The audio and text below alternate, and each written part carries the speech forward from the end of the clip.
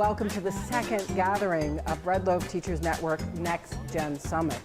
And whether you are from Lawrence, Louisville, Allendale, Aiken, the Navajo Nation, my former home city of Atlanta, or my current home in Vermont, I want to extend a warm and appreciative and enthusiastic welcome.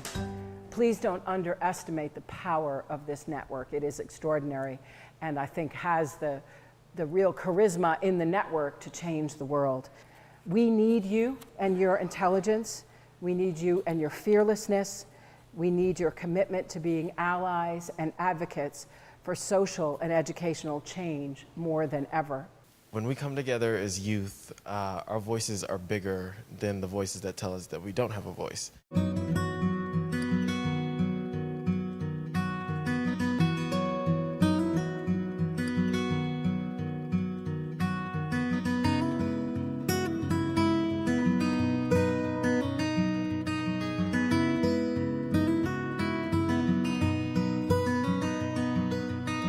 I think my biggest takeaway from the Navajo Nation trip was my ability to reflect, and I've noticed that I'm more aware of what I'm doing when I'm working on something or when I'm working with someone. I'm more aware of what I'm learning along the way and how I can use those things in the future. And also I'm more aware of, why I'm doing things. Like, sure, I may set a goal, but there's no point in me, striving for that goal if I don't even know why I want that goal. So I think, every workshop that I attended, every person that I met in the Navajo Nation really helped me with my ability to reflect.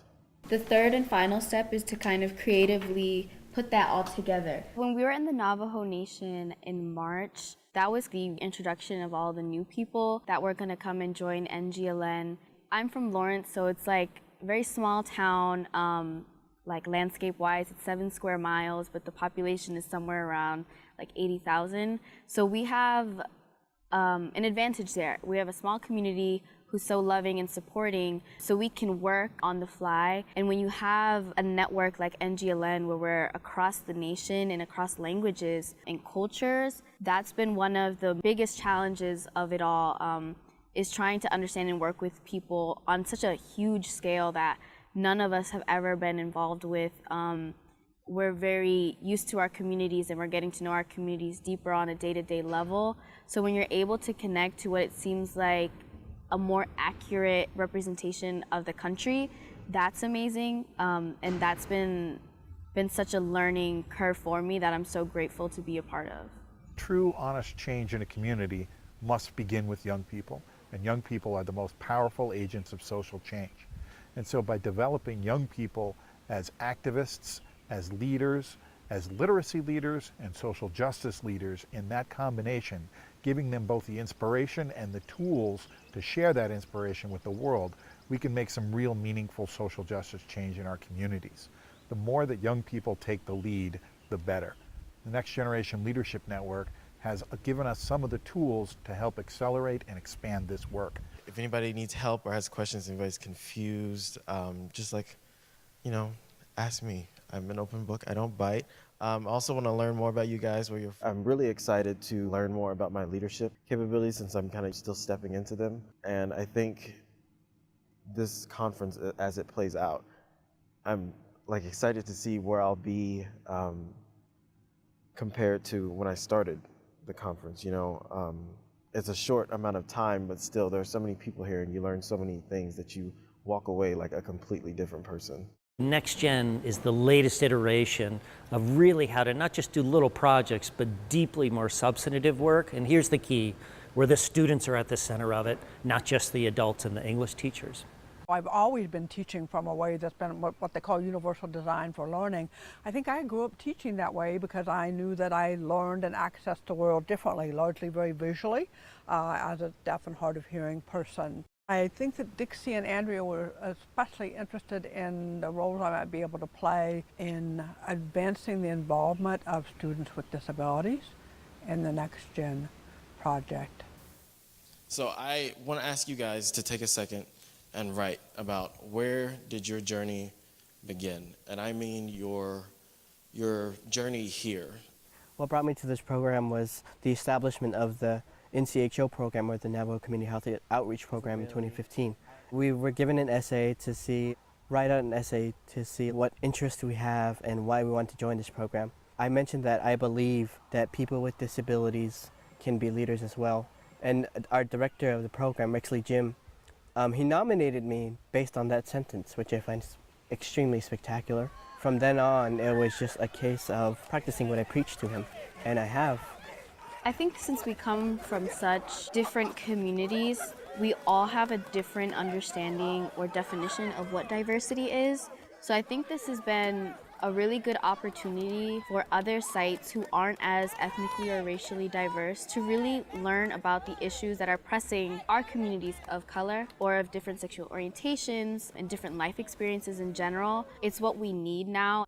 I teach for the South Carolina Department of Juvenile Justice. It's a great job because I come from a similar environment, at-risk single-parent home, so I can relate to the kids. My best teaching takes place after school. As far as applying what I'm learning at Bread Loaf, I believe it'd be most effective is if I can create a program, a writing program, maybe collaborate with the local libraries, the local governments outside of the walls of DJJ. I don't know what I expected, but boy, I've been blown away. And I actually think that NextGen is going to really up the ante for the whole future of BLTN. The one major thing we've learned is the more we listen to the young people, the more we can adjust on the fly to move forward. I feel good about how far we've come over these last 2 years, but we have a long way to go, both in supporting the work at each site and developing ways and mechanisms so that the young people can work together across the sites directly with each other as much as possible. Words can't really describe how much the Next Generation Leadership Network and how much the Bread Love Teacher Network has changed my life. The summer I came down here, when I left this campus, I was a completely different person. I had a completely different outlook on life. My work ethic and my demeanor, my passion, my drive, it was all like elevated times 10 because I had finally found a group of adults and a group of young people who understood the struggle to be heard. We have such different opinions and experiences. We have different languages. We have different ways of approaching advocacy in our local communities. But because Ford has invested in networking these very different sites, we are learning to communicate across difference with mutual respect. And if I'm not going to be embarrassed to say this, even with love.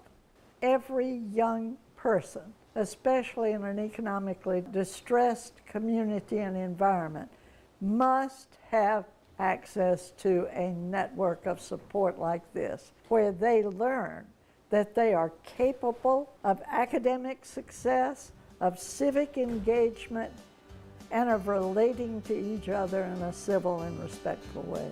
So that's what we're doing. Thank you all for sitting through this very long and hot presentation. Does anybody have any quick questions, thoughts, comments for any of us up here?